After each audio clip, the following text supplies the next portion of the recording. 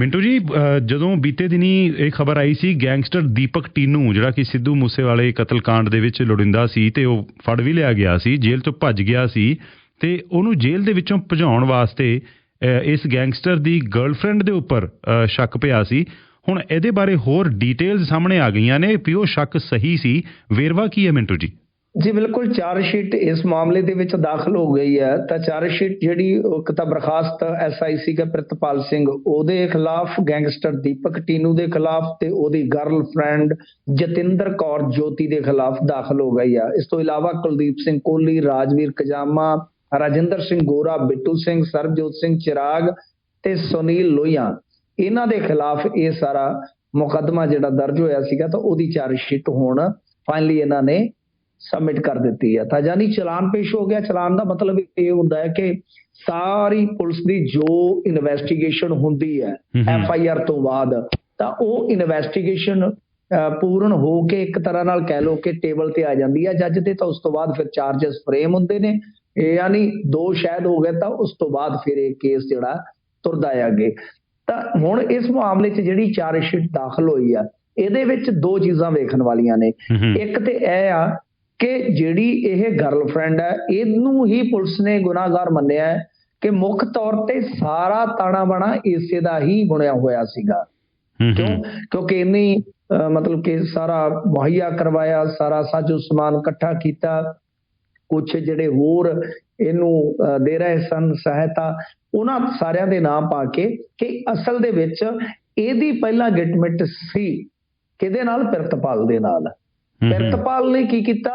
ਪ੍ਰਿਤਪਾਲ ਨੇ ਆਪਣੀ ਸਰਕਾਰੀ ਰਿਹਾਇਸ਼ ਤੇ, ਯਾਨੀ ਇੱਕ ਮੁਜਰਮ ਨੂੰ ਹਵਾਲਾਤ ਚੋਂ ਕੱਢ ਕੇ ਸਰਕਾਰੀ ਰਿਹਾਇਸ਼ ਤੇ ਖੜਿਆ, ਜਿੱਥੋਂ ਇਹਨਾਂ ਦੀ ਜੋ ਪਲੈਨਿੰਗ ਸੀ ਉਹਦੇ ਮੁਤਾਬਕ ਉਹ ਫਰਾਰ ਹੋ ਜਾਂਦੇ ਆ। ਤਾਂ ਇੱਕ ਗੱਲ ਸਾਫ਼ ਹੈ ਕਿ ਜਿਹੜੀ ਗੱਲ ਸ਼ੁਰੂ 'ਚ ਇਹ ਕਹਿੰਦੇ ਆਏ ਨੇ ਪੁਲਿਸ ਵਾਲੇ ਕਿ ਦੇਖੋ ਜੀ ਉਹਨੂੰ ਰਿਕਵਰੀ ਵਾਸਤੇ ਖੜਿਆ ਜਾ ਰਿਹਾ ਸੀਗਾ, ਰਿਕਵਰੀ ਵਾਸਤੇ ਜਦੋਂ ਲਿਆਂਦਾ ਜਾ ਰਿਹਾ ਸੀਗਾ ਤਾਂ ਇਸ ਦਰਮਿਆਨ ਉਹ ਭੱਜ ਗਿਆ ਜੀ, ਇਹ ਹੋ ਗਿਆ, ਉਹ ਹੋ ਗਿਆ। ਬਿਲਕੁਲ ਇੱਕ ਗੱਲ ਸਪਸ਼ਟ ਆ ਕਿ ਇਹ ਜਿਹੜਾ ਪ੍ਰਿਤਪਾਲ ਸੀਗਾ, ਇਹਦੀ ਗਿਟਮਿਟ ਇਹਨਾਂ ਦੇ ਨਾਲ ਸੀ, ਚਾਹੇ ਉਹਦੀ ਸਹੇਲੀ ਨਾਲ ਸੀ, ਚਾਹੇ ਸਹੇਲੇ ਨਾਲ ਸੀ, ਜਿਵੇਂ ਮਰਜ਼ੀ ਸੀ। ਵਾਰ-ਵਾਰ ਇਹ ਰਿਮਾਂਡ ਤੇ ਲੈ ਕੇ ਆ ਰਿਹਾ ਸੀ ਟੀਨੂ ਨੂੰ ਇੱਥੋਂ। ਫਿਰ ਉਸ ਤੋਂ ਇਲਾਵਾ ਜੇ ਤੁਸੀਂ ਦੇਖੋਗੇ ਇਹਦੀਆਂ ਤਸਵੀਰਾਂ ਵਾਇਰਲ ਹੋਈਆਂ ਜਿਹਦੇ ਵਿੱਚ ਇਹ ਬੈਠਾ ਹੈ ਗੈਂਗਸਟਰ ਦੇ ਗੁਰਗਿਆਂ ਦੇ ਨਾਲ, ਤੇ ਨਾਲ ਇਹ ਖੁਲਾਸਾ ਹੋਇਆ ਕਿ ਇਹਨੂੰ ਪੱਬ ਦੇ ਵਿੱਚ ਉੱਥੇ ਘੁਮਾਇਆ ਗਿਆ, ਇਹਦੀ ਖਿਦਮਤ ਵਾਸਤੇ ਜਨਾਨੀਆਂ ਸਪਲਾਈ ਕੀਤੀਆਂ ਗਈਆਂ ਹੋਟਲ ਦੇ ਵਿੱਚ। ਤਾਂ ਇਹ ਚੀਜ਼ਾਂ ਸਾਰੀਆਂ ਸਪਸ਼ਟ ਹੋ ਗਈਆਂ ਕਿ ਅਸਲ ਦੇ ਵਿੱਚ ਪ੍ਰਿਤਪਾਲ ਜਿਹੜਾ ਸੀਗਾ ਉਹ ਬੰਦਾ ਆਪਣੀਆਂ ਲਾਲਸਾਵਾਂ ਕੰਟਰੋਲ ਨਹੀਂ ਕਰ ਸਕਿਆ ਜੀ, ਉਹਨੇ ਖਾਕੀ ਨੂੰ ਕਰ ਦਿੱਤਾ ਦਾਗਦਾਰ। ਪਰ ਵੱਡਾ ਸਵਾਲ ਇੱਥੇ ਇਹ ਵੀ ਖੜਾ ਹੁੰਦਾ ਹੈ ਨਾ ਕਿ ਇੱਕ ਛੋਟਾ ਅਫਸਰ CIA ਵਰਗੇ ਮਹੱਤਵਪੂਰਨ ਵਿੰਗ ਦੇ ਵਿੱਚ ਕੰਮ ਕਰਦਾ, ਇੰਚਾਰਜ ਹੈ ਉਹਦਾ, ਤੇ ਉੱਥੇ ਉਹ ਕੀ ਕਰ ਰਿਹਾ ਹੈ? ਮਤਲਬ ਕਿ ਵਾਰ-ਵਾਰ ਇੱਕ ਮੁਜਰਮ ਨੂੰ ਲਿਆ ਰਿਹਾ ਹਾਈ ਪ੍ਰੋਫਾਈਲ ਮਾਮਲੇ ਦੇ ਵਿੱਚ, ਹੋਰ ਪਤਾ ਨਹੀਂ ਕਿਹੜੇ-ਕਿਹੜੇ ਮਾਮਲਿਆਂ 'ਚ ਉਹ ਬੰਦਾ ਨਾਮਜ਼ਦ ਆ, ਲਿਆ ਕੇ ਉਹਦੇ ਨਾਲ ਇਹ ਗੋਟੀਆਂ ਫਿੱਟ ਕਰ ਰਿਹਾ ਹੈ ਕਿ ਥਾਣੇ ਦੇ ਵਿੱਚ CIA ਸਟਾਫ ਬਹੁਤ ਵੱਡਾ ਥਾਣਾ ਹੁੰਦਾ ਹੈ ਕਿ ਉਹਦੇ ਵਿੱਚ ਕਿਸੇ ਦੀ ਕੋਈ ਇੰਟੈਲੀਜੈਂਸ ਹੀ ਨਹੀਂ ਸੀ, ਕਿਸੇ ਨੂੰ ਕੋਈ ਪਤਾ ਨਹੀਂ ਲੱਗਿਆ ਕਿ ਉੱਤੇ ਬੈਠੇ ਅਫਸਰ DSP SP SSP ਸਾਰੇ ਹੀ ਅੰਨੇ ਹੋ ਚੁੱਕੇ ਸਨ, ਸਾਰੇ ਹੀ ਬੋਲੇ ਹੋ ਚੁੱਕੇ ਸਨ, ਸਾਰਿਆਂ ਦਾ ਨੈਟਵਰਕ ਫੇਲ ਕਰ ਗਿਆ ਸੀ। ਬੜੇ ਵੱਡੇ ਸਵਾਲ ਨਿਕਲਦੇ ਨੇ ਚਾਰਜਸ਼ੀਟ ਚੋਂ। ਜਿਹੜੀ ਗੱਲ ਪੁਲਿਸ ਵਾਰ-ਵਾਰ ਪਹਿਲਾਂ ਗੋਲਮੋਲ ਕਰਕੇ ਕਹਿ ਰਹੀ ਸੀ ਕਿ ਸ਼ਾਇਦ ਰਿਕਵਰੀ ਵਾਸਤੇ ਲਿਆਂਦਾ ਜਾ ਰਿਹਾ ਜੀ, ਤਾਂ ਉਹ ਝੂਠ ਆ, ਕਿਉਂਕਿ ਰਿਕਵਰੀ ਵਾਸਤੇ ਲਿਆਂਦਾ ਜਾਂਦਾ ਤਾਂ ਤੁਸੀਂ ਮੈਨੂੰ ਦੱਸੋ ਕਿ ਸਰਕਾਰੀ ਰਿਹਾਇਸ਼ ਤੇ ਥਾਣੇਦਾਰ ਨੇ ਉੱਤੇ ਹਥਿਆਰ ਨੱਪੇ ਸੀ ਜਿੱਥੋਂ ਲਿਆਂਦਾ ਹੁਣ? ਜੀ ਮਿੰਟੂ ਜੀ, ਜਿਹੜੇ 에ਅਰ ਇੰਡੀਆ ਦੀ ਫਲਾਈਟ ਵਿੱਚ ਉਹ ਘਟਨਾ ਵਾਪਰੀ ਸੀ ਕਿ ਇੱਕ ਬਜ਼ੁਰਗ ਦੇ ਉੱਪਰ ਨਾਲ ਬੈਠੇ ਸਵਾਰੀ ਜਿਹੜਾ ਵਿਅਕਤੀ ਸੀ ਉਹਨੇ ਯੂਰਿਨ ਕਰਤਾ ਸੀ, ਪਿਸ਼ਾਬ ਕਰਤਾ ਸੀ। ਹੁਣ ਉਹ ਵਿਅਕਤੀ ਦੇ ਉੱਪਰ FIR ਹੋ ਗਈ, ਉਹਨੂੰ ਨੌਕਰੀ ਤੋਂ ਵੀ ਕੱਢਤਾ। ਉਹ ਤਗੜੀ ਇੰਟਰਨੈਸ਼ਨਲ ਫਰਮ ਦੇ ਨਾਲ ਕੰਮ ਕਰਦਾ ਸੀ ਬੰਦਾ। ਹੋਰ ਕੀ ਵੇਰਵੇ ਸਾਹਮਣੇ ਆ ਰਹੇ ਨੇ ਜੀ? ਬਿਲਕੁਲ ਤਗੜੀ ਫਰਮ ਦੇ ਨਾਲ ਕੰਮ ਕਰਦਾ ਸੀ ਤਾਂ ਇੱਥੇ ਤਗੜਾ ਬੇਵਕੂਫ ਬਣ ਗਿਆ ਨਾ। ਦੇਖੋ ਕਿਤੇ ਉਹਨੇ ਇਹ ਜਿਹੜੀ ਹੈ ਗਲੀਚ ਹਰਕਤ ਕੀਤੀ ਹੈ, ਤਾਂ ਹੁਣ ਦੇਖੋ FIR ਸਾਹਮਣੇ ਆ ਗਈ ਆ। ਪਹਿਲਾਂ ਵਿਜੇ ਜੀ ਅਸਲ ਦੇ ਵਿੱਚ ਕੀ ਆ ਕਿ ਕੁਝ ਖਬਰਾਂ ਜਿਹੜੀਆਂ ਨੇ ਉਹ ਤੁਹਾਨੂੰ ਪਤਾ ਹੈ ਏਅਰਪੋਰਟ ਅਥਾਰਟੀ ਤੋਂ ਬੜੀਆਂ ਹੌਲੀ-ਹੌਲੀ ਨਿਕਲਦੀਆਂ, ਕੁਝ ਜਾਣਕਾਰੀਆਂ ਜਿਹੜੀਆਂ ਜਟਾਉਣੀਆਂ ਬਹੁਤ ਔਖੀਆਂ ਹੁੰਦੀਆਂ ਨੇ ਮੀਡੀਆ ਅਦਾਰਿਆਂ ਵਾਸਤੇ। ਪਰ ਜਦੋਂ FIR ਹੋ ਜਾਂਦੀ ਹੈ ਨਾ ਕਿਸੇ ਮਾਮਲੇ 'ਚ, ਫਿਰ 1 ਮਿੰਟ ਲੱਗਦਾ ਕਹਾਣੀ ਨੂੰ ਸਮਝਣ ਦੇ ਵਿੱਚ। ਤਾਂ FIR ਜਿਹੜੀ ਹੁੰਦੀ ਉਹ ਆਫੀਸ਼ੀਅਲੀ ਕਹਿ ਲਓ ਕਿ ਦਸਤਾਵੇਜ਼ੀ ਕੰਮ ਕਰਦੀ ਆ ਉਹ। ਜੀ ਤਾਂ ਇਸ FIR ਦੇ ਵਿੱਚ ਵੀ ਸਾਫ਼ ਲਿਖਿਆ ਕਿ ਉਸ ਬੰਦੇ ਨੇ ਬੜੀ ਕੋਝੀ ਹਰਕਤ ਕੀਤੀ।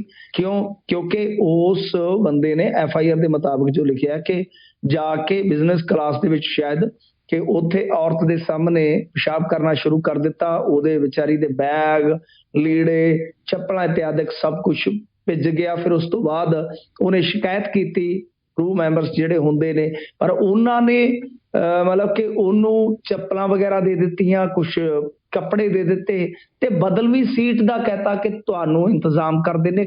ਉਹ ਕਹਿੰਦੀ FIR ਦੇ ਵਿੱਚ ਕਿ ਦੁਬਾਰਾ ਫੇਰ ਉਹਨੂੰ ਮੇਰੇ ਸਾਹਮਣੇ ਲਿਆਂਦਾ ਗਿਆ ਤੇ ਉਹ ਰੋ ਰਿਹਾ ਜੀ, ਉਹ ਮਾਫੀ ਮੰਗਣੀ ਚਾਹੁੰਦਾ ਹੈ, ਉਹਨੂੰ ਆਪਣੀ ਗਲਤੀ ਦਾ ਅਹਿਸਾਸ ਹੋ ਗਿਆ।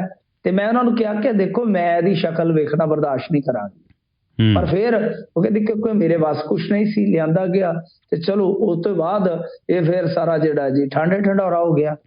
ਪਰ ਅਸਲ 'ਚ ਕੀ ਹੋਇਆ ਕਿ ਬਾਅਦ ਦੇ ਵਿੱਚ ਜਿਹੜੀ ਗੱਲ ਹੋਈ ਹੈ, ਸ਼ਾਇਦ ਉੱਥੇ ਕੰਪਰੋਮਾਈਜ਼ ਇਸ ਤਰ੍ਹਾਂ ਦਾ ਹੋ ਗਿਆ ਕਿ ਕੱਪੜੇ ਵਗੈਰਾ ਜਿਹੜੇ ਆ ਬਾਈ ਤੂੰ ਲਾਂਡਰੀ ਕਰਾ ਕੇ ਭੇਜੇਗਾ। ਹੁਣ ਬਾਅਦ ਦੇ ਵਿੱਚ ਇੱਕ ਚੈਟ ਵੀ ਜਿਹੜੀ ਆ ਉਹ ਵਾਇਰਲ ਹੋ ਗਈ ਆ, ਜਿਹਦੇ ਵਿੱਚ ਇਹ ਮੈਸੇਜ ਕਰ ਰਿਹਾ ਕਿ ਮੈਂ ਤੁਹਾਡੇ ਕੱਪੜੇ ਭਿਜਵਾ ਰਿਹਾ, ਪਲੱਸ ਕੁਝ ਪੈਸੇ ਵੀ ਇਹਨੇ ਸੈਂਡ ਕੀਤੇ ਨੇ। ਅੱਛਾ ਜੀ, ਪੈਸੇ ਵੀ ਭੇਜੇ ਨੇ ਉਕਤ ਔਰਤ ਨੂੰ 10-15 ਹਜ਼ਾਰ ਰੁਪਇਆ। ਫਿਰ ਉਹਦੀ ਧੀ ਨੂੰ ਜਦੋਂ ਪਤਾ ਲੱਗਿਆ, ਉਹਨੇ ਕਿਹਾ ਕਿ ਅਸੀਂ ਪੈਸੇ ਵਾਪਸ ਭੇਜ ਰਹੇ ਹਾਂ ਤੁਹਾਡੇ, ਇਹ ਜਿਹੜੀ ਹਰਕਤ ਕੀਤੀ ਹੈ ਇਹ ਨਾ ਮਾਫੀਯੋਗ ਹੈ। ਤਾਂ ਉਸ ਤੋਂ ਬਾਅਦ ਫਿਰ ਜਦੋਂ 에ਅਰ ਇੰਡੀਆ ਦੇ ਚੇਅਰਮੈਨ ਨੂੰ ਲਿਖੀ ਗਈ ਹੈ ਚਿੱਠੀ, ਉਸ ਤੋਂ ਬਾਅਦ ਅਸਲ ਦੇ ਵਿੱਚ ਇਹ ਸਾਰੀ ਫਿਰ ਗੱਲ ਜਿਹੜੀ ਆ ਉਹ ਖਿਲਰ ਗਈ। ਹੁਣ FIR ਦਰਜ ਹੋ ਗਈ, ਇਹਦੇ ਘਰ ਦੇ ਵਿੱਚ ਰੇਡ ਵੀ ਹੋਈ ਆ, ਘਰ ਦੇ ਵਿੱਚ ਮਿਲਿਆ ਨਹੀਂ ਹੈ। ਮੁੰਬਈ ਦਾ ਇਹ ਰਹਿਣ ਵਾਲਾ, ਜਿਵੇਂ ਤੁਸੀਂ ਦੱਸਿਆ ਕਿ ਤਗੜੀ ਫਰਮ ਦੇ ਵਿੱਚ ਜੌਬ ਕਰਦਾ ਸੀ, ਹੁਣ ਜੌਬਲੈਸ ਵੀ ਹੋ ਗਿਆ ਤੇ ਇਧਰੋਂ ਘਰੋਂ ਵੀ ਇੱਕ ਤਰ੍ਹਾਂ ਨਾਲ ਕਹਿ ਲਓ ਹੋਮਲੈਸ ਵੀ ਹੋ ਗਿਆ, ਕਿਉਂਕਿ ਘਰੇ ਇਕੱਲੀ ਨੌਕਰਾਨੀ ਹੈ, ਇਹ ਨੱਸ ਗਿਆ ਘਰ ਛੱਡ ਕੇ ਜੀ। ਮਿੰਟੂ ਜੀ ਇਹ ਦੱਸਿਓ ਹੁਣ, ਕਿਉਂਕਿ ਸਾਨੂੰ ਪਤਾ ਹੈ ਇੰਡੀਆ ਤੋਂ ਖਾਸ ਤੌਰ 'ਤੇ ਅੱਛਾ ਪਹਿਲਾਂ ਤਾਂ ਪੰਜਾਬ ਤੋਂ ਹੀ ਸਟੂਡੈਂਟਸ ਕਾਫੀ ਬਾਹਰ ਆਉਂਦੇ ਸੀ, ਹੁਣ ਪਿਛਲੇ ਤਕਰੀਬਨ 2-3 ਸਾਲਾਂ ਤੋਂ ਭਾਰਤ ਦੇ ਦੂਜੇ ਸੂਬਿਆਂ ਤੋਂ ਵੀ ਬਹੁਤ ਵੱਡੀ ਗਿਣਤੀ ਦੇ ਵਿੱਚ ਨੌਜਵਾਨ ਬਾਹਰਲੇ ਮੁਲਕਾਂ ਦਾ ਰੁਖ ਕਰ ਰਹੇ ਨੇ, ਕੈਨੇਡਾ ਆ ਰਹੇ ਨੇ, UK ਵਾਲੇ ਪਾਸੇ ਜਾ ਰਹੇ ਨੇ, US ਆ ਰਹੇ ਨੇ। ਹੁਣ ਸਟੂਡੈਂਟਸ ਨੂੰ ਵਿਦੇਸ਼ ਵਿੱਚ ਪੜ੍ਹਾਈ ਕਰਨ ਤੋਂ ਰੋਕਣ ਲਈ ਮੋਦੀ ਸਰਕਾਰ ਨੇ ਇੱਕ ਮਾਸਟਰ ਪਲਾਨ ਲਿਆਂਦਾ। ਇਸ ਮਾਸਟਰ ਪਲਾਨ ਦੇ ਵਿੱਚ ਕੀ ਹੈ ਜੀ? ਕੁਝ ਜਿਹੜੀਆਂ ਬੜੀਆਂ ਨਾਮੀ ਫੋਰਨ ਯੂਨੀਵਰਸਿਟੀਜ਼ ਨੇ ਉਹਨਾਂ ਨੂੰ ਭਾਰਤ ਵਿੱਚ ਕੈਂਪਸ ਖੋਲ੍ਹਣ ਵਾਸਤੇ ਰਾਹ ਪੱਧਰਾ ਕੀਤਾ ਜਾ ਰਿਹਾ ਹੁਣ। ਜੀ ਬਿਲਕੁਲ ਤੁਸੀਂ ਉਹ ਜਿਵੇਂ ਕਹਿੰਦੇ ਨਾ ਸਹੀ ਪਕੜੇ ਹੈ, ਉਹ ਇੱਕ ਸੀਰੀਅਲ ਦੇ ਵਿੱਚ ਕਹਿੰਦੀ ਹੁੰਦੀ ਹੈ ਬੀਬੀ, ਤਾਂ ਬਿਲਕੁਲ ਤੁਸੀਂ ਸਹੀ ਨਬਜ਼ ਟਟੋਲੀ ਹੈ ਇਸ ਖਬਰ ਦੀ ਕਿ ਵਾਕਿਆ ਇਹ ਖੋਲ ਰਹੇ ਨੇ ਸਾਰਾ ਕੁਝ। ਮਤਲਬ ਕਿ UGC ਦੇ ਥਰੂ ਜਿਹੜਾ ਆਪਣਾ ਹੈਗਾ ਗ੍ਰਾਂਟ ਕਮਿਸ਼ਨ, ਤਾਂ ਉਹਦੇ ਵਿੱਚ ਕੀ ਹੈ ਕਿ ਇਹਨਾਂ ਨੇ ਹੁਣ ਖੁੱਲ੍ਹ ਦੇ ਦਿੱਤੀ ਹੈ ਕਿ ਬਾਈ ਤੁਸੀਂ ਆ ਜਾਓ, ਤੁਸੀਂ ਇੱਥੇ ਕੈਂਪਸ ਖੋਲੋ। ਕੁਝ ਸ਼ਰਤਾਂ ਹੋਣਗੀਆਂ ਉਹਦੇ ਵਿੱਚ, ਹਾਲਾਂਕਿ ਦੇਖੋ ਬੁਨਿਆਦੀ ਤੌਰ ਤੇ ਇਹ ਚੀਜ਼ਾਂ ਹਾਲੇ ਸਪਸ਼ਟ ਨਹੀਂ ਹੈ ਕਿ ਰੂਲ ਐਂਡ ਰੈਗੂਲੇਸ਼ਨ ਕਿਸ ਤਰ੍ਹਾਂ ਦੇ ਗਾਂ ਹੋਣਗੇ, ਕਿਸ ਤਰ੍ਹਾਂ ਦੇ ਇਹਨਾਂ ਦੇ ਐਗਰੀਮੈਂਟ ਹੋਣਗੇ, ਕਿਸ ਤਰ੍ਹਾਂ ਦਾ ਸਾਰਾ ਖਾਕਾ ਉਲੀਕਿਆ ਜਾਏਗਾ। ਪਰ ਜੋ ਮੁੱਢਲੀ ਇਹਨਾਂ ਦੀ ਨੀਤੀ ਤਿਆਰ ਹੈ ਜਾਂ ਹੋ ਰਹੀ ਹੈ, ਉਹਦੀਆਂ ਬੇਸਿਕ ਗੱਲਾਂ ਜੇ ਤੁਸੀਂ ਦੇਖੋਗੇ ਤਾਂ ਕੀ ਕਰ ਰਹੇ ਨੇ, ਇਹ ਕਹਿ ਰਹੇ ਨੇ ਕਿ ਦੇਖੋ ਕੋਈ ਵੀ ਜਿਹੜਾ ਯੂਨੀਵਰਸਿਟੀ ਦਾ ਕੈਂਪਸ ਇੱਥੇ ਖੁੱਲੇਗਾ ਉਹਨਾਂ ਨੂੰ ਪਹਿਲਾਂ ਪਰਮਿਸ਼ਨ ਲੈਣੀ ਪਵੇਗੀ। ਪਰਮਿਸ਼ਨ ਲੈਣੀ ਮਤਲਬ ਕਿ ਸਾਰੀਆਂ ਸ਼ਰਤਾਂ ਪੂਰੀਆਂ ਕਰ ਦੇਣ, ਉਸ ਤੋਂ ਬਾਅਦ ਉਹ ਆਪਣਾ ਕੈਂਪਸ ਉਰੇ ਚਲਾ ਲੈਣ। ਫਿਰ ਇਸ ਤੋਂ ਬਾਅਦ ਜਿਹੜੀ ਇਹ ਸ਼ੁਰੂਆਤ ਹੋਏਗੀ ਉਹ 10 ਸਾਲ ਵਾਸਤੇ ਹੋਏਗੀ, ਮਤਲਬ ਕਿ ਬਾਅਦ ਦੇ ਵਿੱਚ ਉਹ ਜਿਹੜੀ ਉਹਨਾਂ ਨੂੰ ਪਰਮਿਸ਼ਨ ਮਿਲੇਗੀ ਉਹ ਐਕਸਟੈਂਡ ਹੁੰਦੀ ਜਾਏਗੀ। ਫਿਰ ਇਸ ਤੋਂ ਅਗਲੀ ਗੱਲ ਕਿ ਸਿਰਫ ਆਫਲਾਈਨ ਕੋਰਸ ਚੱਲਣਗੇ। ਇਹ ਨੋਟ ਕਰਨ ਵਾਲੀ ਗੱਲ ਹੈ ਕਿ ਆਨਲਾਈਨ ਪੜ੍ਹਾਈ ਨਹੀਂ ਕੀਤੀ ਜਾ ਸਕੇਗੀ, ਕੋਰਸ ਆਫਲਾਈਨ ਹੋਣਗੇ। ਤਾਂ ਮਤਲਬ ਕਿ ਹਾਲੇ ਦੇਖੋ ਮਸੌਦਾ ਜਿਹੜਾ ਹੈ ਉਹ ਸ਼ੁਰੂਆਤੀ ਦੌਰ ਦੇ ਵਿੱਚ ਆ ਜੀ। ਤਾਂ ਵੈਸੇ ਤੇ ਕਹਿੰਦੇ ਆ ਕਿ UGC ਦੇ ਸਾਹਮਣੇ ਜਿਹੜੇ ਵੀ ਇਸ ਤਰ੍ਹਾਂ ਦੇ ਆਵੇਦਨ ਆਉਣਗੇ, ਅਰਜ਼ੀਆਂ ਆਉਣਗੀਆਂ, ਤਾਂ ਉਹਨਾਂ ਨੂੰ 45 ਦਿਨਾਂ ਦੇ ਅੰਦਰ ਹੀ ਨਿਬੇੜ ਦਿੱਤਾ ਜਾਏਗਾ। ਮਤਲਬ ਕਿ ਸਾਰਾ ਇਹ ਪੂਰਾ ਇੱਕ ਤਰ੍ਹਾਂ ਨਾਲ ਮੈਕੈਨਿਜ਼ਮ ਤਿਆਰ ਕਰ ਰਹੇ ਨੇ ਜੀ ਕਿ ਬਹੁਤ ਕਾਲੀ ਦੇ ਵਿੱਚ ਪਰਮਿਸ਼ਨਾਂ ਸਾਰੀਆਂ ਡਨ ਕਰ ਦਿੱਤੀਆਂ ਜਾਣਗੀਆਂ। ਤਾਂ 45 ਦਿਨਾਂ 'ਚ ਉਹ ਅਲਾਓ ਕਰ ਦੇਣਗੇ ਕਿ ਆ ਜਾਓ ਬਾਈ, ਜਿਹਨੇ ਕੈਂਪਸ ਖੋਲਣਾ ਤੁਸੀਂ ਖੋਲ ਸਕਦੇ ਹੋ। ਤਾਂ ਹੁਣ ਇਹਨਾਂ ਦਾ ਜਿਹੜਾ ਦੇਖੋ ਮਸੌਦਾ ਹੈ ਉਹ ਤਾਂ ਸ਼ੁਰੂਆਤੀ ਗੇੜ 'ਚ ਆ। ਹਾਲਾਂਕਿ ਹੋ ਸਕਦਾ ਹੈ ਕਿ ਵਿਜੇ ਜੀ ਕੱਲ ਨੂੰ ਕੁਝ ਚੀਜ਼ਾਂ ਬਦਲ ਜਾਣ, ਇਹ ਬਦਲਦੀਆਂ ਨੇ, ਪਰ ਇਹਨਾਂ ਦਾ ਜਿਹੜਾ ਮੁੱਢਲੇ ਤੌਰ ਤੇ ਟੀਚਾ ਹੈ ਕਿ ਇਹਨਾਂ ਦਾ ਕੋਈ 28 ਤੋਂ 30 ਬਿਲੀਅਨ ਡਾਲਰ ਜਿਹੜਾ ਹੈ ਨਾ ਉਹ ਵਿਦੇਸ਼ਾਂ 'ਚ ਖਰਚ ਹੁੰਦਾ ਹੈ ਸਟੂਡੈਂਟ ਦੇ ਥਰੂ। ਮਤਲਬ ਕਿ ਇੱਥੋਂ ਇਹ ਪੈਸਾ ਜਾਂਦਾ ਹੈ ਕਿ ਸਾਰਾ ਨਹੀਂ ਤਾਂ ਘੱਟੋ ਘੱਟ ਅਸੀਂ ਕੁਝ ਹਿੱਸਾ ਉਹ ਰੋਕੀਏ। ਇਹਨਾਂ ਦਾ ਮੁੱਢਲਾ ਮੰਤਵ ਇਹੀ ਨਜ਼ਰ ਆਉਂਦਾ ਹੈ। ਕਿ ਇੱਕ ਤੇ ਇਹ ਆ ਕਿ ਹੁਣ ਦੇਖੋ ਜਿਹੜਾ ਵੀ 5 ਰੁਪਈਆਂ ਦੀ ਇੱਥੇ ਬੰਨ ਕੇ ਨਾਲ ਆ ਗਿਆ, ਫਰਜ਼ ਕਰੋ ਤੁਹਾਡੇ ਕੈਨੇਡਾ ਆ ਗਿਆ ਬੱਚਾ, ਤਾਂ ਉਹ ਸਾਰਾ ਪੈਸਾ ਲੈ ਆ, ਤੇ ਜੇ ਕੋਈ ਇੰਡੀਆ 'ਚ ਰੁਕੇਗਾ ਜੀ ਤਾਂ ਚਲੋ ਫੀਸ ਹੀ ਹੈ ਨਾ, ਬਾਕੀ ਰਹਿਣ ਸਹਿਣ ਜਾਂ ਜਿਹੜਾ ਵੀ ਜੋ ਵੀ ਉਹਦਾ, ਉਹ ਤਾਂ ਬਾਕੀ ਪੈਸਾ ਇੱਥੇ ਹੀ ਰਹਿ ਗਿਆ ਨਾ ਜੀ ਤਾਂ ਬਿਲਕੁਲ ਸ਼ੁਰੂਆਤੀ ਫੇਜ਼ ਆ ਹਾਲੇ ਇਹਨਾਂ ਦੀ ਨੀਤੀ ਤੋਂ ਘੁੰਡ ਚੁਕਾਈ ਹੋਈ ਆ।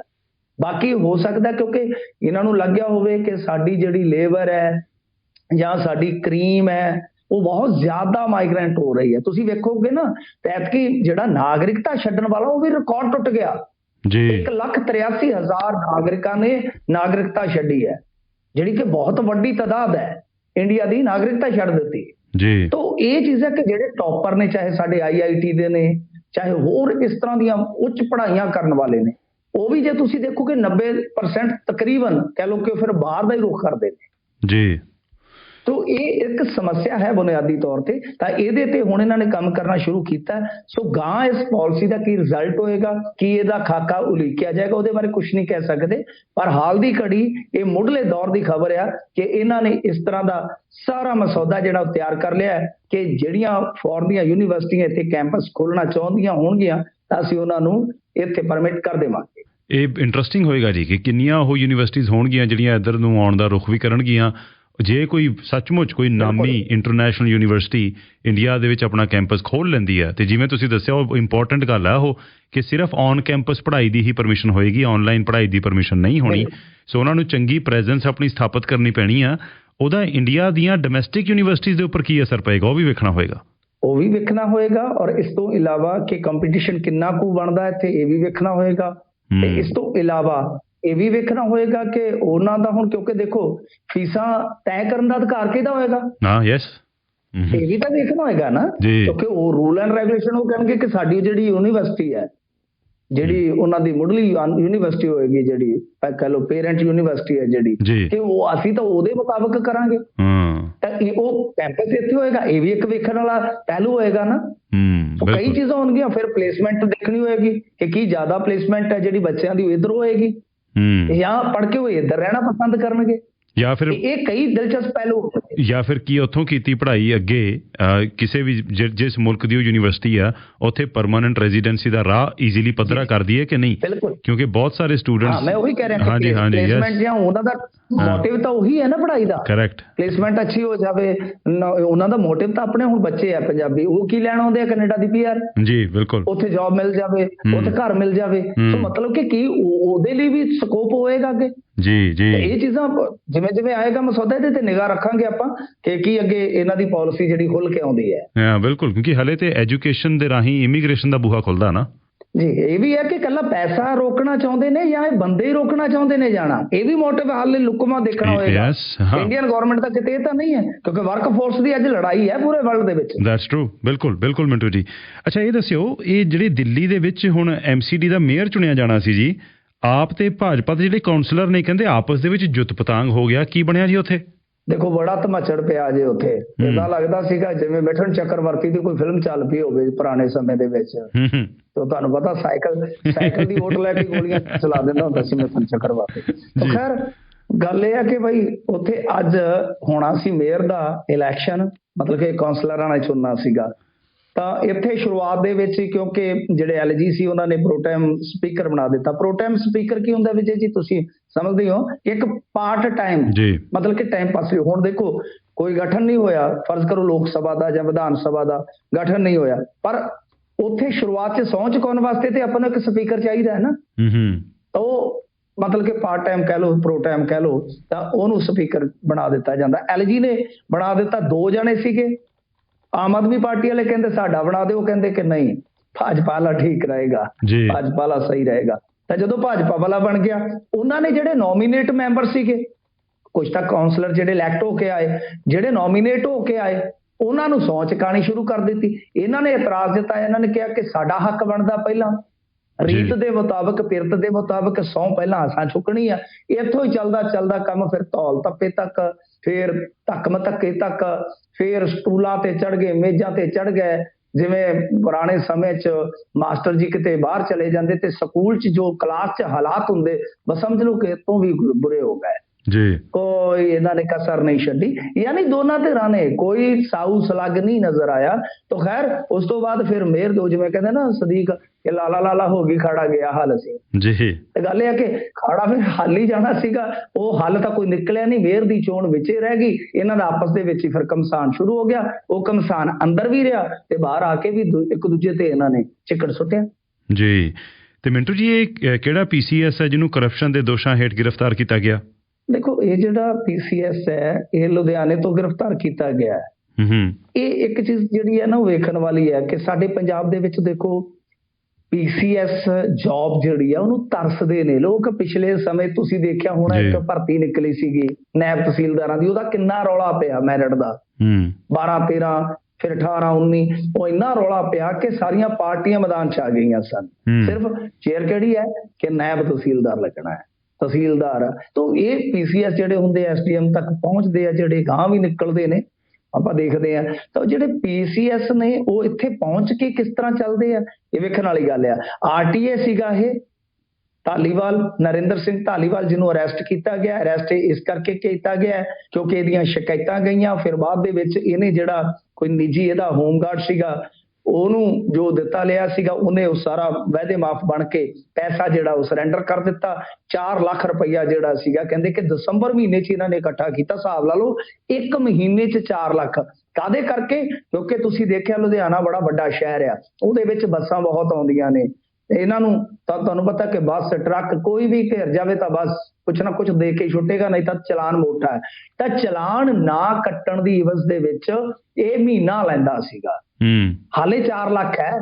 ਠੰਡ ਦੇ ਦਿਨ 'ਚ ਹੋ ਸਕਦਾ ਕੰਮ ਠੰਡਾ ਚੱਲਦਾ ਹੋਵੇ, ਗਰਮੀਆਂ 'ਚ ਹੋਰ ਵੀ ਮੱਗ ਜਾਂਦਾ ਹੋਵੇ।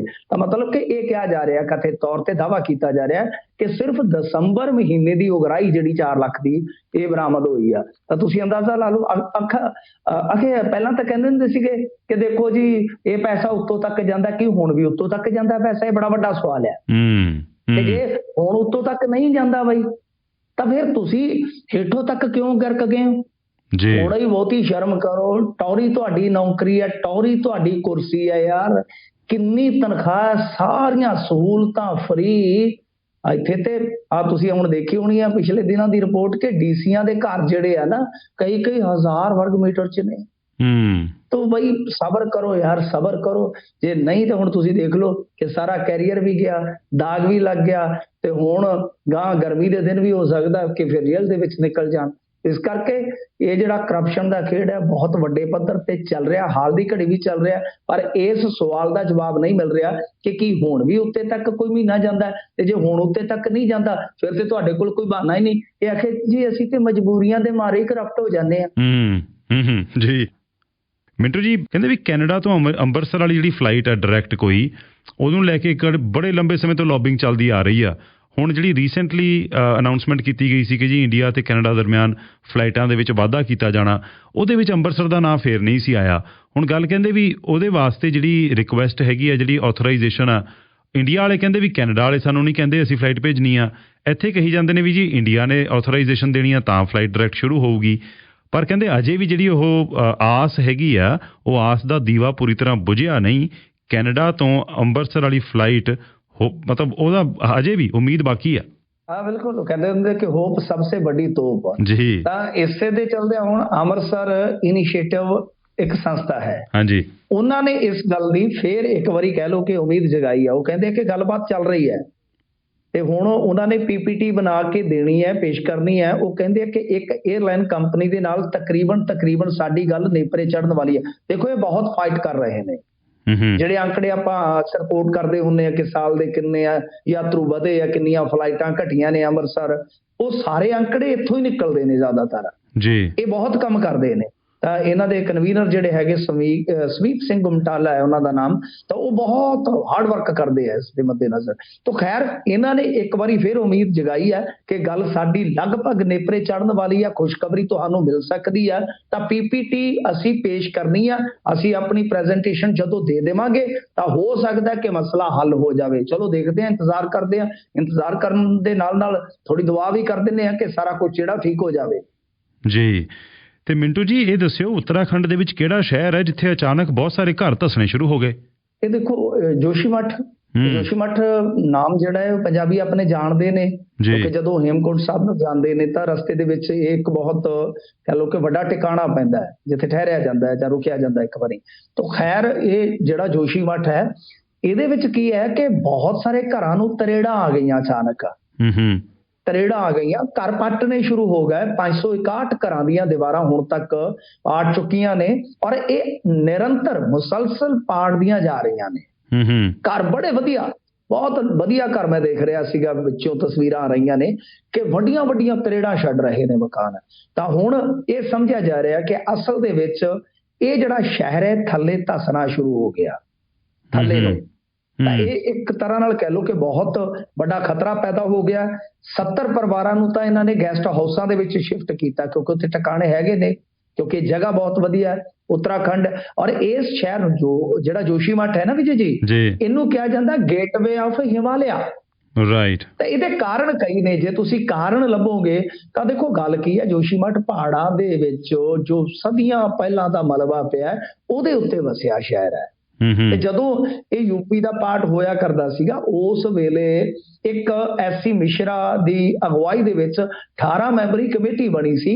ਉਹਨਾਂ ਨੇ ਇਸ ਗੱਲ ਦੀ ਪੁਸ਼ਟੀ ਕੀਤੀ ਸੀ ਕਿ ਇਹ ਸ਼ਹਿਰ ਹੌਲੀ ਹੌਲੀ ਥੱਲੇ ਨੂੰ ਧੱਸ ਰਿਹਾ ਹੈ। ਹਿਸਾਬ ਲਾ ਲਓ ਕਦੋਂ ਦੀ ਆਪਾਂ ਗੱਲ ਕਰ ਰਹੇ ਹਾਂ, ਜਦੋਂ ਇਹ ਯੂਪੀ ਦਾ ਪਾਰਟ ਹੋਇਆ ਕਰਦਾ ਸੀਗਾ। ਬਹੁਤ ਪੁਰਾਣੀ ਗੱਲ ਹੈ।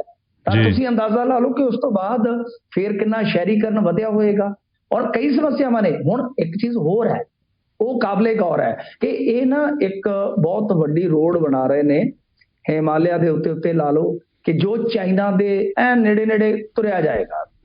ਉਹ ਬਹੁਤ ਵੱਡਾ ਬਾਰਡਰ ਦਾ ਕਹਿ ਲਓ ਪ੍ਰੋਜੈਕਟ ਆ, BRO ਦੇ ਅਧੀਨ ਬਣਾਇਆ ਜਾ ਰਿਹਾ। ਉਹ ਬਾਰਡਰ ਰੋਡ ਆਰਗੇਨਾਈਜੇਸ਼ਨ ਜਿਹਨੂੰ ਕਹਿੰਦੇ ਆ, ਤਾਂ ਉਹ ਸਾਰੀ ਕਰ ਰਿਹਾ।